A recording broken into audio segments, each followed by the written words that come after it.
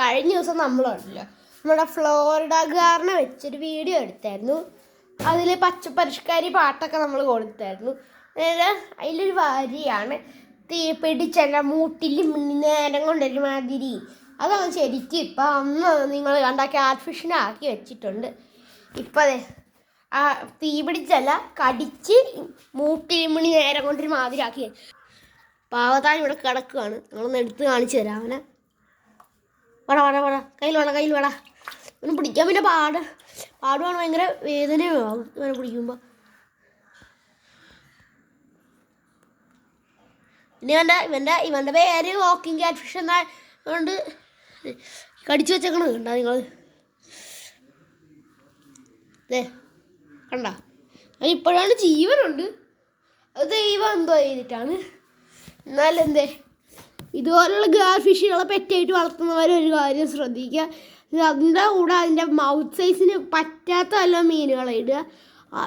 ഇതിൻ്റെ മൗത്ത് സൈസിന് പറ്റത്തില്ലെന്ന് എല്ലാവർക്കും കാണാൻ പറ്റും. പക്ഷേ ഈ കോഴിക്കാർപ്പിന് എന്താ കൊല്ലാത്തതെന്ന് അറിയോ?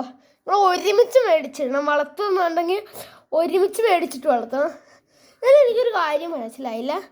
കോഴിക്കാർപ്പ് വന്നതിന് മുമ്പേ ഇവൻ്റെ കൂടെ ഒരു ഗോൾഡ് ഫിഷ് ഉണ്ടായിരുന്നു. ഓർമ്മയുള്ളവർക്ക് നന്നായിട്ട് ഓർമ്മയുണ്ടാവും. നമ്മുടെ ഒരു പഴയ ഒരു ഗോൾഡ് ഫിഷ് എൻ്റെ ഉണ്ടായിരുന്നു. അതിന് വരെ അവൻ കടിച്ചു വന്നു. അത് കഴിഞ്ഞാണ് ഈ കോഴിക്കാർപ്പ് വന്നത്. എന്നിട്ട് ഇതുവരെ കടിച്ചു വന്നില്ല. ആ കോഴിക്കാർപ്പിനും ഗോൾഡ് ഫിഷിനും സെയിം സൈസായിരുന്നു. സെയിം എന്ന് വെച്ചാൽ ഗോൾഡ് ഫിഷ് കുറച്ചും കൂടെ ചെറുതായിരുന്നു കോഴിക്കാർപ്പിനെക്കാളും. ഇത്രയും മാത്രം ചെറുതായിരുന്നു കോഴിക്കാർപ്പിനെക്കാളും. അല്ലാതെ രണ്ടിനും ഒരേ സൈസ് ഒരേ ടൈപ്പുമാണ് രണ്ടും.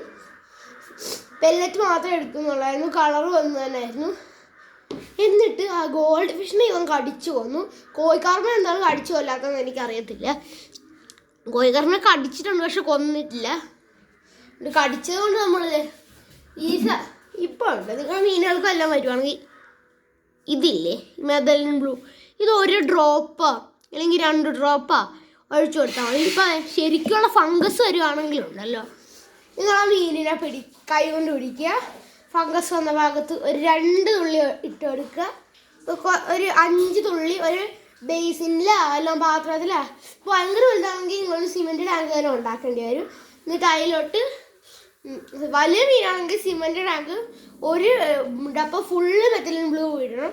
പിന്നെ ഒരു പാക്കറ്റിൻ്റെ പകുതിയോളം എന്തായിരുന്നു കല്ലുപ്പ് ഇടണം. എന്നിട്ട് നന്നായിട്ട് മിക്സ് ചെയ്യണം. അത് കഴിഞ്ഞ് മീനിനെ അതിലോട്ട് ഇറക്കി വിടണം. അത് കഴിഞ്ഞാൽ അത് കുറച്ച് ദിവസം അതിൽ കിടന്നാൽ തനിയെ മാറിക്കോളെ. എന്താണ് പറ്റും. ഇപ്പം ഇത്രേ നമ്മൾ ഫ്ലോറിഡ ഗാർഡൻ ഇത്രേ വലുതാകത്തുള്ളൂ. സ്പോട്ടഡ് ഗാറാണെങ്കിൽ 6 അടി വലുതാവും. ശരിക്കും അലിഗേറ്റർ ഗാറാണ് 8 അടി 9 അടിയൊക്കെ വലുതാവുന്നത്.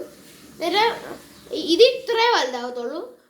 അന്നേരം ഇതുണ്ടല്ലോ, ഇതിനങ്ങനെ പറ്റുവാണെങ്കിൽ അക്വേറിയങ്ങളിൽ ദയവ് ചെയ്തിടരുത്. കാരണം അക്വേറിയത്തിലിട്ട് കഴിഞ്ഞാൽ വേറെ അതിന് ഫ്രണ്ട്സ് ഉണ്ടാവും. അതിന് കുഴപ്പമില്ല. ഈ കുഴപ്പമില്ലാത്ത മീനുകൾക്ക് ഇത് അടിക്കുമ്പോൾ അവർ ചത്തുകൊത്തേ ഉള്ളൂ. ഇതിപ്പോൾ നന്നായിട്ട് എൻ്റെ ചാനൽ ആദ്യമായിട്ട് കണ്ടവർക്കൊക്കെ നന്നായിട്ട് ഓർമ്മയുണ്ടാവും. ഞാൻ ആദ്യത്തെ 2 വീഡിയോയും ഉടുപ്പ് വെച്ചാണ് ചെയ്തത്. അപ്പോൾ ക്യാറ്റ് ഫിഷിന് വേണ്ടി എല്ലാവരും പ്രാർത്ഥിക്കണം. പിന്നെ അച്ഛന് വേണ്ടിയും പ്രാർത്ഥിക്കണം. അച്ഛന് ചിക്കൻ ബോക്സ് ആയിട്ട് കിടക്കുവാണ്. Thank you. ഈ വീഡിയോ കാണുന്ന എല്ലാവരും ലൈക്കും സബ്സ്ക്രൈബും ഇതിൽ സാരമില്ല. എൻ്റെ അച്ഛന് വേണ്ടി പ്രാർത്ഥിച്ചാൽ മതി. എൻ്റെ ഒരു വീഡിയോയ്ക്ക് 520 വ്യൂസ് കിട്ടി. എന്നിട്ട് ആകെ 10 ലൈക്കേ കിട്ടിയുള്ളൂ. അതിൽ 1 ലൈക്ക് ഞാനായിരുന്നു. നിങ്ങൾ എന്താണ് ഇങ്ങനെ ചെയ്യണത്? എൻ്റെ വീഡിയോ കൊള്ളാഞ്ഞിട്ടാണെങ്കിൽ ഒന്ന് കമൻറ്റെങ്കിലും ഇട്ടൂടെ. എഡിറ്റ് ചെയ്യണമെന്ന് ഞാൻ എഡിറ്റ് ചെയ്തോളാം. എനിക്ക് അറിയാഞ്ഞിട്ടല്ല. ഈ വീഡിയോ മാത്രമേ ഞാൻ അവസാനമായിട്ട് ഇങ്ങനെ ഗൂലാമാല ഇട്ടിരുന്നോ. അത് കഴിഞ്ഞുള്ള എല്ലാ വീഡിയോയും ഞാൻ എഡിറ്റിംഗ് ആയിരിക്കും. ഇടയ്ക്ക് ഞാൻ വിഗ്ഗൊക്കെ വെച്ചോണ്ടിരിക്കും.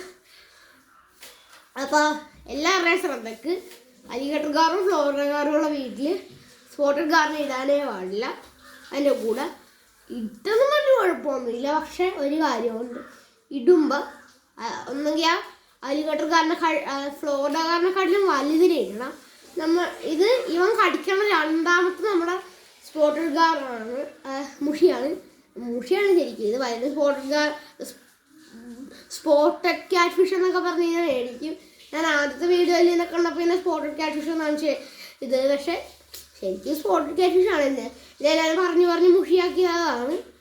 അന്നേരം എൻ്റെ രണ്ടാമത്തെ മുഷിയാണ് ഇവൻ കടിച്ചേക്കണത്. ആദ്യത്തേനെ കടിച്ചപ്പോൾ അത് നിങ്ങൾക്കതിന് ഓർമ്മയുണ്ടാവും. ചിലപ്പോൾ നമ്മൾ ആദ്യത്തെ ആ ഫ്രോഗിൻ്റെ വീഡിയോ ഇല്ലേ, അതിൽ ഇവൻ കടിച്ചതാണ്. എന്നിട്ട് ഇപ്പം അതിൻ്റെ ശവം പോലും നമ്മുടെ ഇല്ല. അകത്താക്കിയില്ല. അങ്ങനെ കടിച്ചു വന്നപ്പോൾ നമ്മൾ വീടിൻ്റെ അടുത്തുള്ളൊരു കുളത്തിൽ കൊണ്ടിട്ടു. ആ കുളത്തേക്കൊന്നും ചൂണ്ടിടണം. കിട്ടുന്ന സാധനത്തിനൊന്നും വെള്ളം ഉണ്ടാകത്തില്ല. ഒരു പുലിവാഹയെ കിട്ടും. ഭാഗ്യം ഉണ്ടെങ്കിൽ ഒരു പുലിവാഹയെ കിട്ടും. പിന്നെ ഭാഗ്യം ഉണ്ടെങ്കിൽ ഒരു പേര് ആ സാധനത്തിൻ്റെ പേര് കമൻറ്റ് ചെയ്യണേ. ഇങ്ങനെ മുഷിയെ പോലെ ഇരിക്കണം, ഭയങ്കര ഡേഞ്ചറസ് ആയിട്ടുള്ള ഒരു സാധനം. ഭാഗ്യമല്ല, മുഷിയെ പോലെ ഇരിക്കണം ഒരു സാധനം. പിന്നെ അതിന് ഭാഗ്യം ഉണ്ടെങ്കിൽ ഇപ്പോൾ ഒരു ആൽബിനോ വാളെ കിട്ടും. പിന്നെ ഭാഗ്യം ഉണ്ടെങ്കിൽ ഇപ്പോൾ കുറേ കല്ലടയല്ല കരികണ്ണിയെ കിട്ടും. പിന്നെ ഒട്ടും ഭാഗ്യമില്ലെങ്കിൽ കുറേ വട്ടാനുകൾ കിട്ടും. വട്ടാനെന്ന് പറഞ്ഞാൽ വട്ടാച്ചി, വട്ടൻ, പൊട്ടൻ, കരിതല, അതൊക്കെയാണ്. ഞങ്ങളുടെ നാട്ടിലേനെ വട്ടാൻ എന്നാണ് പറയണത്. ചില നാട്ടിൽ വട്ടം എന്ന് പറയും, ചില നാട്ടിൽ പൊട്ടൻ എന്ന് പറയും, ചില നാട്ടിൽ വട്ടൻ എന്ന് പറയും, ചില നാട്ടിൽ കരിതല എന്നും പറയും. ഓക്കെ, അപ്പോൾ ഇന്നത്തെ വീഡിയോ ഇത്രയേ ഉള്ളൂ. ടാറ്റ. We can see in the next video. Like, subscribe, share, പിന്നെ എൻ്റെ അച്ഛന് വേണ്ടി ഒരു പ്രാർത്ഥന.